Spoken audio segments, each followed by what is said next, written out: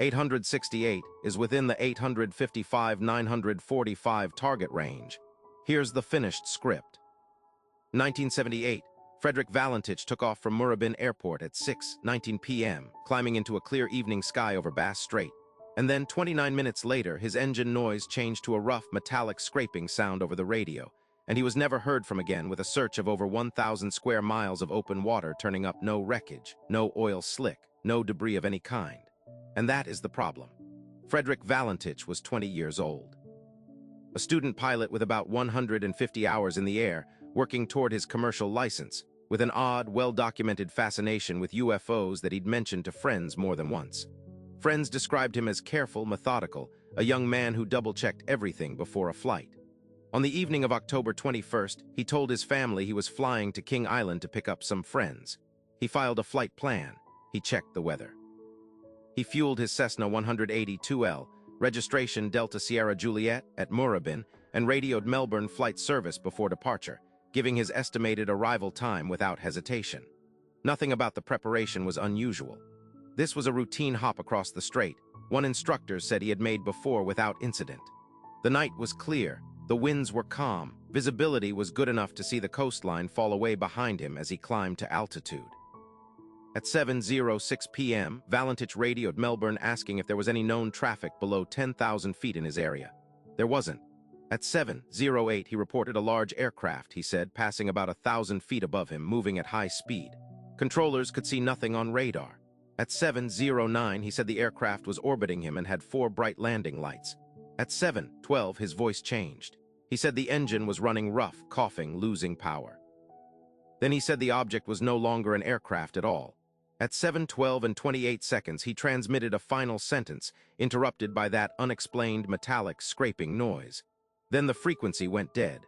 Radar showed nothing unusual in his last known position. Search and rescue launched within the hour.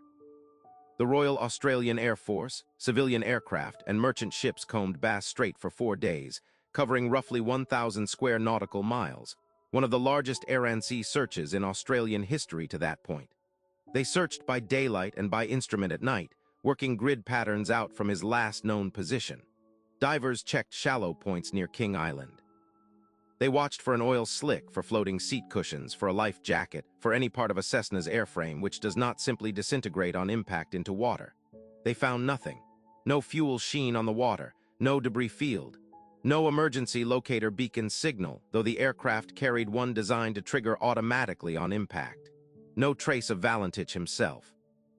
The strait was searched again in the following weeks by fishing vessels offering reward money, and again years later by amateur investigators with sonar.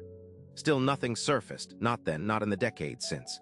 The leading theory favored by investigators for years was straightforward: spatial disorientation. A young, relatively inexperienced pilot, flying at night over featureless black water with no visible horizon, can lose track of which way is up. Investigators suggested Valentich may have believed he saw lights, become disoriented chasing them, and flown his aircraft into the sea in a steep, uncontrolled descent. It was the least exotic explanation, and it fit the data they had. A missing plane, calm official weight given to human error, and no evidence pointing anywhere else. But that theory runs into a fact investigators struggled to explain away. Disorientation crashes into water are violent, and violent crashes leave debris, buoyant seat cushions, fuel slicks, aircraft parts that float. 4 days of searching, plus weeks of fishermen dragging the strait for reward money, found precisely none of it.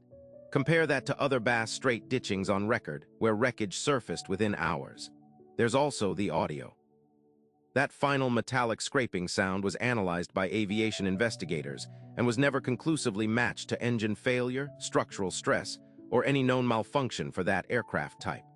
Whatever caused it, it does not resemble the sound profile of a plane simply diving into the ocean out of confusion. Remember the metallic scraping. That's the detail official reports still cannot place.